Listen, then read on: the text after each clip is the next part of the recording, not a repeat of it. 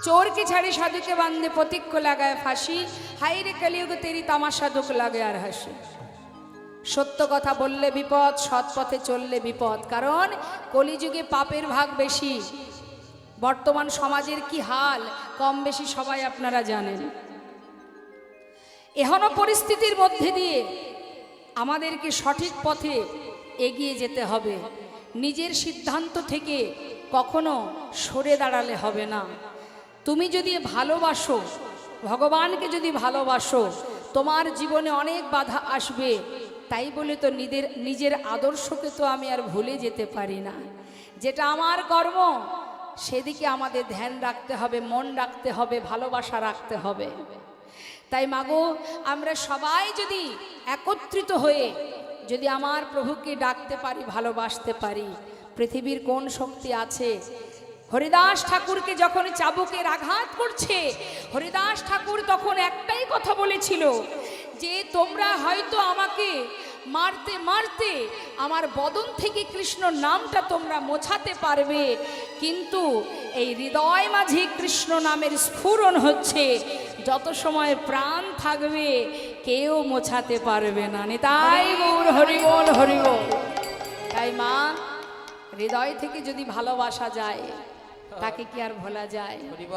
নামকে যদি প্রকৃত কেউ ভালোবাসে বাবা, তাই জীবনে যত আঘাতে আসুক না কেন, হরিদাস ঠাকুর বলেছিলেন যে হরি নাম করলে যে এত বাধা, কৃষ্ণ নামে এত বাধা, এত চেষ্টা করেছি যে এই নাম আমি আর করব না, কিন্তু চেষ্টা করলে কি হবে? আমি নামকে ছাড়তে চাইলেও নাম আমাকে ছাড়ে না। হরি বল, হরি বল। তাই এইভাবে মা ভক্তি ভরে, একনিষ্ঠভাবে, নিষ্ঠাভাবে যদি ভগবানকে ভালোবাসা যায়, ভগবানও আপনার সহায় হবে।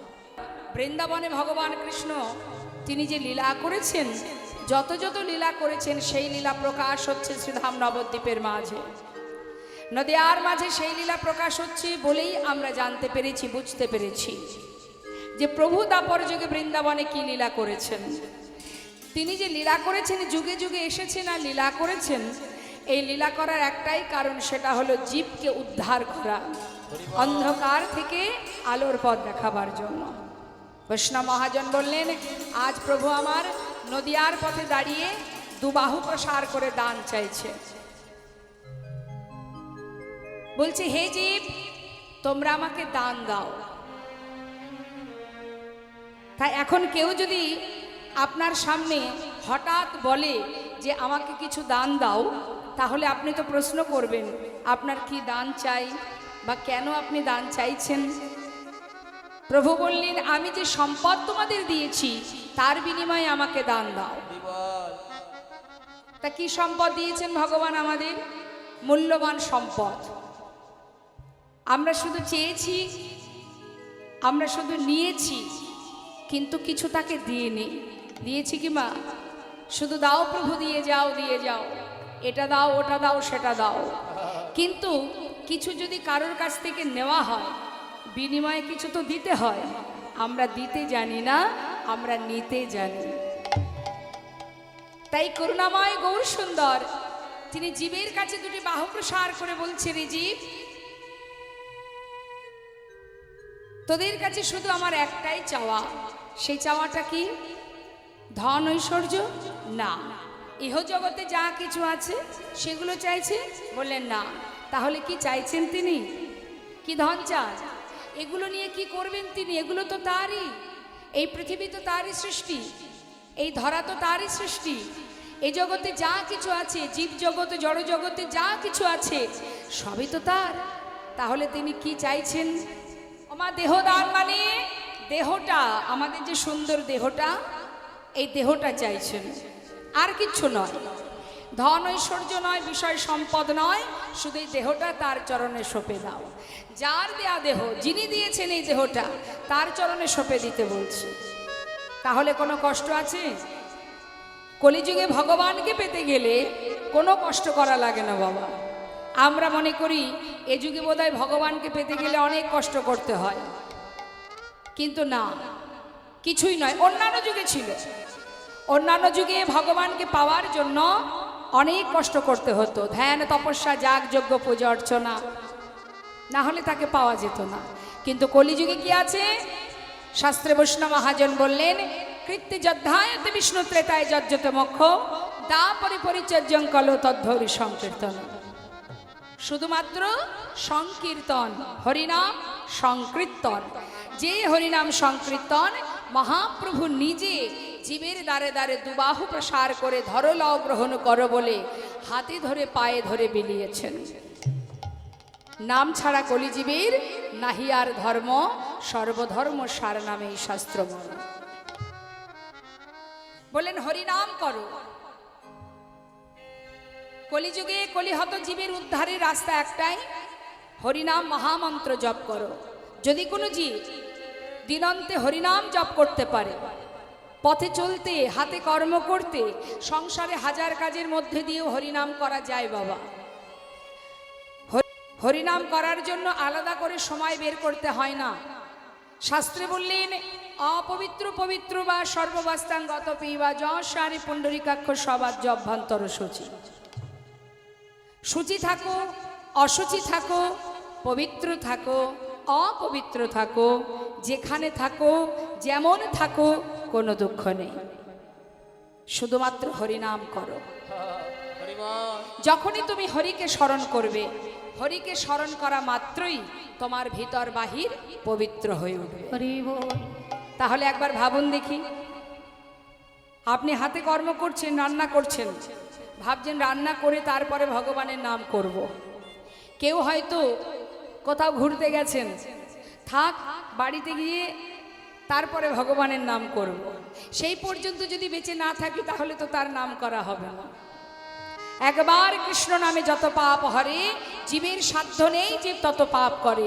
তুমি যদি হরিনাম করো, যখনই করো, যে কবারই করো না কেন, যতবারই করো না কেন, যদি একবার নাম করতে পারো, সেই একবার হরিনাম করলে তারও ক্রিয়া আছে মা, তারও ফল আছে। তাই আমরা সারাদিন ধরে অনেক কথা বলি, দিবস রজনী আবল তাবল পাঁচালো পড়িতে পারো, তাহারও ভিতরে একবারও কি গোবিন্দ বলিতে নারো। আমরা আন কথায় সবাই মেতে থাকি বাবা, পরনিন্দা, পরচর্চা, পর সমালোচনায় আমরা বেশি পছন্দ করি। আমরা সবাই মিলে দেখবেন 5 জন রমণী যদি এক জায়গায় হয়, সেখানে কি কৃষ্ণ কথা হয়? কি হয়? কার বাড়ির মেয়ের কার হাত ধরে চলে গেল, কার বাড়ির ছেলে কি করে বেড়ালো, কার ছেলে চাকরি পেল, কে বেকার হয়ে রইল, কার বউ কি করলো, এই তো সমালোচনা। হ্যাঁ, কি লাভ? পর সমালোচনা করলে, পরের কথা আলোচনা করলে আপনার কি কোনো লাভ আছে? সময়টা নষ্ট। বরং সেই সময়টুকু যদি আমরা কৃষ্ণ নাম করি, তাতে উপকার আছে। তাই তো শাস্ত্রে বলছেন, দিবস রজনী আবল তাবল পাঁচাল পড়িতে পারো, কিন্তু তাহার ভিতরে একবারও কি গোবিন্দ বলিতে নারো। নিতাই গৌর হরি বল। কি হবে দেখুন বর্তমান কলিযুগের কি অবস্থা। শাস্ত্রে বৈষ্ণব মহাজন বললেন, সচ্চ কহে তোমারে লঠা ঝूठ है जगत भुलाए, गौरस गली गली फिरी सुरा बैठलो बिकाए, गाभी को दही कुत्ता को पाले बाछुरी रह जाए भोखा, संबंध को अच्छा खिलाए लेकिन बाप रह जाए भोखा। ভেঙে পড়লে হবে না, নির্ভরশীল হও, ভরসা করতে হবে বাবা। ভরসা হারিয়ে ফেললে হবে মা, তার একটা প্রমাণ আপনাদের দিই শুনুন। সারা জীবন কিন্তু মা যুগে যুগে যুগে যুগে ভগবান ভক্তকে রক্ষা করেন, ভক্তকে তিনি যুগে যুগে রক্ষা করেন। তার প্রমাণ আপনারা রামায়ণ মহাভারতে অনেক অনেক আপনারা পড়েছেন, দেখেছেন। একদিন এক ভক্ত জিজ্ঞাসা করছেন আমাদের শ্রীধাম নবদ্বীপের যিনি প্রতিষ্ঠাতা শ্রীল ভক্তিবেদান্ত প্রভুপাদ, সেই প্রভুপাদের কাছে জিজ্ঞাসা করছে, হে প্রভু, যারা ভগবানকে ভালোবাসে ভগবান তাদেরকে কি করে, আর যারা ভালোবাসে না তাদের জন্য কি করে? হরি বল। আছে তো মা জগতে অনেক নাস্তিক ব্যক্তিও তো আছে যারা ভগবানকে মানে না, তা তাদের জন্য ভগবান কি করে, তাদেরকে কি করেন আর কিভাবে নিয়ে যায়, আর যারা ভালোবাসে তিনি তাদেরকে কিভাবে নিয়ে যান। তাই গৌর হরি বল। তখন উত্তর স্বরূপ প্রভু বললেন, শোনো, বিড়াল দেখেছো? বলে হ্যাঁ। আচ্ছা, বিড়াল শিকার করে কি? ইঁদুর। দূরে কোথাও যদি ইঁদুর দেখতে পায়, বিড়াল কি করে? সেই দিকে লক্ষ্য রাখে, তাই তো মা? কেন ধরে তাকিয়ে থাকে? যে ওই ইঁদুরটাকে শিকার করবে, ধরবে। তা এক দৃষ্টিতে তাকিয়ে থাকে ইঁদুরের দিকে। যেই না সুযোগ পায়, তখন সেই বিড়ালটি ওই ইঁদুরটাকে ছুটে গিয়ে এমনভাবে নিজের দাঁত দিয়ে তাকে কামড়ে ধরে এবং সেখান থেকে নিয়ে জঙ্গলের ভিতরে গিয়ে সেই ইঁদুরটাকে ছিঁড়ে টুকরো টুকরো করে খেয়ে ফেলে। তাই তো? তাই তো করে। বিড়ালের কাজ কি? ইঁদুর ধরে খাওয়া। এবং নিজের দাঁত দিয়ে যখন তার সন্তানগুলোকে এক জায়গা থেকে আর এক জায়গায় নিয়ে যায়, সেই একই দাঁত দিয়ে, বাবা, যে দাঁত দিয়ে ইঁদুরটাকে ধরে, সেই একই দাঁত দিয়ে আবার সন্তানকেও ধরে। কিন্তু সন্তানকে যখন এক স্থান থেকে অন্য স্থানে নিয়ে যায়, তখন তো তার অঙ্গে এতটুকু আঘাত লাগে না। নিতাই গৌর হরি বল। অর্থাৎ তদ্রূপ ঠিক সেই রকমই ভগবানকে যারা ভালোবাসে না, তার প্রমাণ হিরণ্যকশিপুর, প্রহ্লাদের পিতা। তাকে কিভাবে মরতে হয়েছিল আপনারা জানেন। আর সেই করুণাময় তার ভক্তকে নিজের কোলে করে তার সমস্ত বাঞ্ছা পূর্ণ করেন, তার প্রমাণ হরিদাস ঠাকুর। মুসলমান কুলে জন্ম নিয়েছিলেন হরিদাস ঠাকুর, কিন্তু সেই হরিদাস ঠাকুর যেভাবে প্রভুকে ভালোবাসতেন, সেই প্রভু হরিদাসকে নিজের কোলের মধ্যে করে নিয়ে জগন্নাথ মন্দিরের ভিতরে প্রবেশ করেছিলেন এবং নিজে সন্তান হয়ে, পুত্র হয়ে সেই হরিদাস ঠাকুরের শেষকৃত্য শ্রাদ্ধক্রিয়া করেছিলেন নিজে। তাহলে বাবা, যদি তুমি ভালোবাসতে পারো, প্রকৃতভাবে নির্ভরশীল হতে পারো, আর কিচ্ছু করতে হবে না, আর কিছু নয়। ভগবান বললেন, আমার দেয়া যে দেহটা তোমরা পেয়েছো, সেটাই আমাকে দান করে দাও, আর কিছু নয়। দান, দেহদান, দেহদান, দেহদান। একবার সবাই মিলে দুটি বাহু তুলুন দেখি হাত।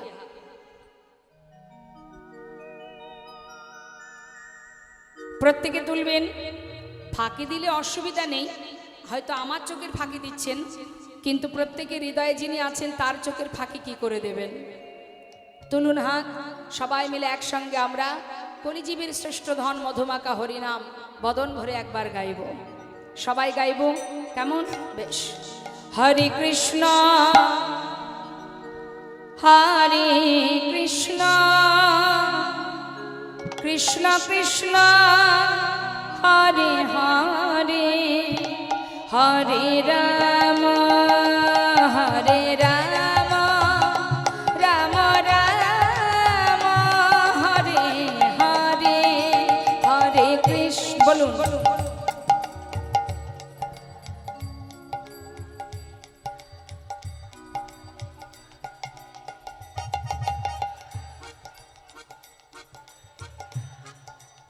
বাবা।